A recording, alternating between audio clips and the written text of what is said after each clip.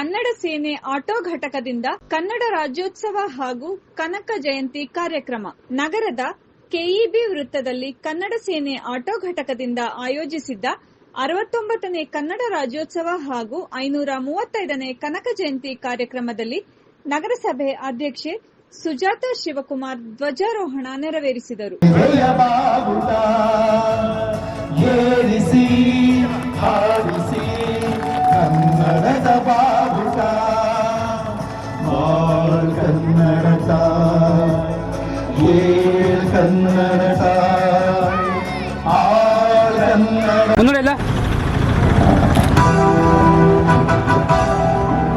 जय भारत जननीय तनुजाते, जय हे कर्नाटक माते, वीर सऋषिಗಳ ಬೀರಿ ಭೂದೇವಿಯ ಮಕುಟದ ನವಮಣಿಯೇ, ಗಂಗದ ಚಂದದ ಹೊನ್ನಿನ ಗಣಿಯೇ, ರಾಘವ ಮಧುಸೂದನರವತರಿಸಿದ ಭಾರತ ಜನನಿಯ ತನುಜಾತೆ.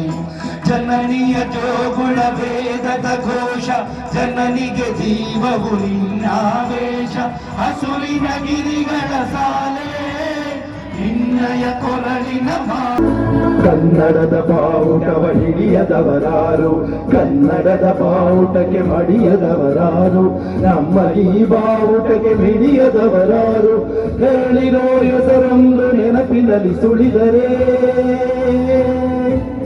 ಹೇಳಿದಾನೊಬ್ಬ ಮನೆಗುಳಿದರೆ, ಬಾಳ್ ಕನ್ನಡತ ಬಾಳ್ ಕನ್ನಡತ. ಕರುನಾಡು ಶ್ರೀಗಂಧದ ಬೀಡು, ಹಂಪಿ ಹಳೇಬೀಡು ನಾಡಿನ ಶಿಲ್ಪಕಲೆಗಳ ತವರೂರು. ಈ ಭವ್ಯ ಪರಂಪರೆಯ ನಾಡಿನಲ್ಲಿ ಜನಿಸಿರುವ ಕನ್ನಡಿಗರು ಪುಣ್ಯವಂತರು ಎಂದು ನಗರಸಭಾ ಅಧ್ಯಕ್ಷೆ ಸುಜಾತಾ ಶಿವಕುಮಾರ್ ಹೇಳಿದರು. ಬರೀ ಕನ್ನಡ ರಾಜ್ಯೋತ್ಸವನ ನವೆಂಬರ್ ತಿಂಗಳಲ್ಲಿ ಮಾತ್ರ ಮಾಡಬಾರದು, ಪ್ರತಿ ಮನೆಗಳಲ್ಲೂ ಮನಗಳಲ್ಲೂ ಪ್ರತಿ ವರ್ಷ ಪೂರ್ತಿ ಇರಬೇಕು. ನಮ್ಮ ಜೀವನ ಇರೋವರೆಗೂ ನಾವು ಕನ್ನಡ ಹೆಮ್ಮೆಯ ಮಕ್ಕಳು ಅಂತ ನಾವು ಎದೆ ತಟ್ಟಿ ಹೇಳ್ಬೇಕು.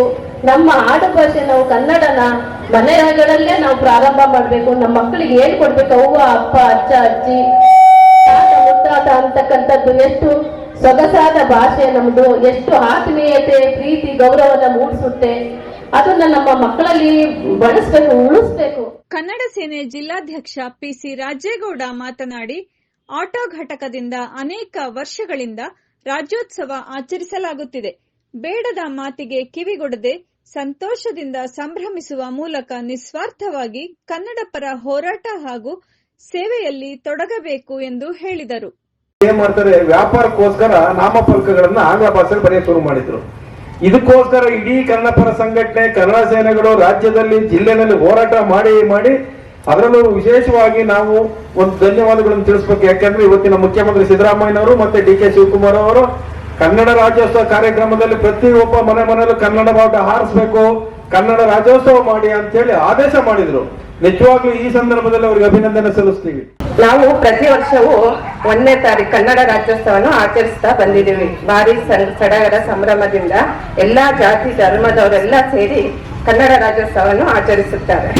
ಹಾಗೆ ನಾವು ಕನ್ನಡವನ್ನು ಉಳಿಸಿ ಬೆಳೆಸಿ ಕನ್ನಡವನ್ನು ಹರಿಸೋಣ ಎಂದು ಹೇಳ್ತಾ ನನ್ನ 2 ಮಾತನ್ನು ಮುಗಿಸ್ತೇನೆ. ಬೀದಿಗಳಲ್ಲಿ ಆಷಾಢ ಮಾಸನ ಆಚರಣೆ ಮಾಡ್ತಾ ಇರ್ತಾರೆ ಚಾಮುಂಡೇಶ್ವರಿಗೋಸ್ಕರ.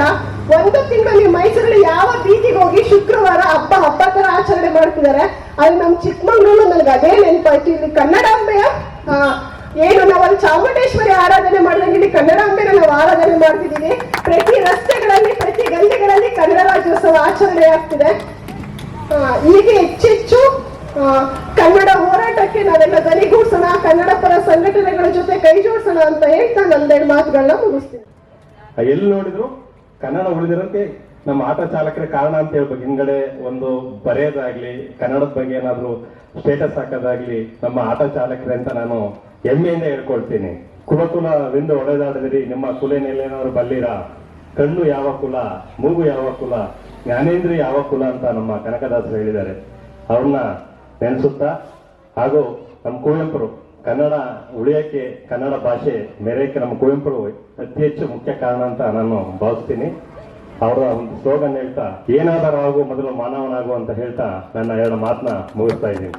ಅಕ್ಕಿ ಶ್ರೇಷ್ಠನೋ ರಾಜ್ಯ ಶ್ರೇಷ್ಠನ ಒಂದು ವಿಚಾರ ಬಂದಾಗ ರಾಗಿನ ಶ್ರೇಷ್ಠ. ನೀವು ರಾಗಿನ ತಗೊಂಡೋಗಿ 5 ವರ್ಷ ಒಂದು ಪೆಟ್ಟಿಗೆಯಲ್ಲಿ ಇಟ್ಟುಬಿಟ್ಟು ಏನೂ ಹಾಳಾಗಲ್ಲ. ಅದ್ರ ಭತ್ತನ 1 ವರ್ಷ ಇಟ್ಟರೆ ನಮ್ಗೆ ಹೋಗುತ್ತೆ. ಅದ ಅರ್ಥ ಏನು ಅಂತ ಹೇಳಿದ್ರೆ, ಅದು ಯಾಕೆ ಹೋಲಿಕೆ ಮಾಡಿದ್ರು ಅಂತ ಹೇಳಿದ್ರೆ, ಮೇಲ್ವರ್ಗ ಮತ್ತು ಕೆಳವರ್ಗನ ರೀತಿಯಲ್ಲಿ ಅವರು ರಾಮಧಾನ್ಯ ಚರಿತೆಯನ್ನ ನಿರ್ಮಾಣ ಮಾಡತಕ್ಕಂಥದ್ದು. ಕನಕದಾಸರ ಕೀರ್ತನೆಗಳ ಮೂಲಕ ಸೈ ಸಮಾಜವನ್ನ ಮಾಡಬೇಕು. ಈ ದೇಶಕ್ಕೆ ಸಂವಿಧಾನ ಕೊಟ್ಟಂತ ಬಾಬಾ ಸಾಹೇಬ್ ಅಂಬೇಡ್ಕರ್ ಏನು ಸರ್ವರಿಗೂ ಸಮಬಾಳು, ಸರ್ವರಿಗೂ ಸಮಪಾಲು ಅಂತ ಹೇಳಿ ಸಂವಿಧಾನ ಅಳಕ ಮಾಡಿದ್ದಾರೆ. ಅದು ಜಾರಿಯಾಗಬೇಕು ಅಂತ ಹೇಳಿ ನಮ್ಮೆಲ್ಲ ಮಹಾನ್ ನಾಯಕರು, ಸಾಧಕರು ಹೋರಾಟವನ್ನು ಮಾಡ್ತಾ ಇದ್ದಾರೆ. ಕಾರ್ಯಕ್ರಮದ ಅಧ್ಯಕ್ಷತೆ ವಹಿಸಿ ಮಾತನಾಡಿದ ಕನ್ನಡ ಸೇನೆ ಆಟೋ ಘಟಕದ ಅಧ್ಯಕ್ಷ ಜಯಪ್ರಕಾಶ್, ರಾಜ್ಯೋತ್ಸವ ಆಚರಣೆ ಎಲ್ಲ ಜಾತಿ ಧರ್ಮವನ್ನು ಪರಸ್ಪರ ಒಗ್ಗೂಡಿಸುವ ಕಾರ್ಯಕ್ರಮ. ಆಟೋ ಚಾಲಕರಿಂದ ಕನ್ನಡದ ಕಂಪು ಪಸರಿಸಲು ಸಾಧ್ಯ ಎಂದ ಅವರು, ಆಟೋ ಹಿಂಭಾಗದಲ್ಲಿನ ನುಡಿಮುತ್ತಿನಂತೆ ಕನ್ನಡ ಸಂದೇಶವನ್ನು ಅಳವಡಿಸಿಕೊಂಡು ಭಾಷಾಭಿಮಾನ ಮೆರೆಯುತ್ತಿದ್ದಾರೆ ಎಂದರು. ನಾವು ವರ್ಷ ಇದೇ ರೀತಿ ಕಾರ್ಯಕ್ರಮವನ್ನು ನಡೆಸ್ಕೊಂಡು ಬರ್ತಾ ಇದ್ದೀವಿ. ಏನಪ್ಪ ನಾವು ಕಾರ್ಯಕ್ರಮ ನಡೆಸ್ತಾ ಇದ್ದೀವಿ ಅಂದರೆ, ಕನ್ನಡದ ಬಗ್ಗೆ ತಿಳಿಸ್ಕೊಡ್ತಾ ಇದ್ದೀವಿ ಮಕ್ಕಳಿಗೆ ಮತ್ತು ಎಲ್ರಿಗೂ. ಮತ್ತು ವರ್ಷ ನಾವು ಕೋವಿಡಲ್ಲಿ ಆಗಲಿ, ಮತ್ತು ಕೋವಿಡಲ್ಲಿ ಯಾರ್ಯಾರು ಕೆಲಸ ಮಾಡಿದ್ರು ಅವ್ರಿಗೆ ಸನ್ಮಾನ ಮಾಡಿದ್ದೀವಿ, ಮತ್ತು ಡಾಕ್ಟ್ರುಗಳಿಗೆ ಸನ್ಮಾನ ಮಾಡಿದ್ದೀವಿ, ಸಮಾಜ ಸೇವಕರಿಗೆ ಸನ್ಮಾನ ಮಾಡ್ತೀವಿ ವರ್ಷ.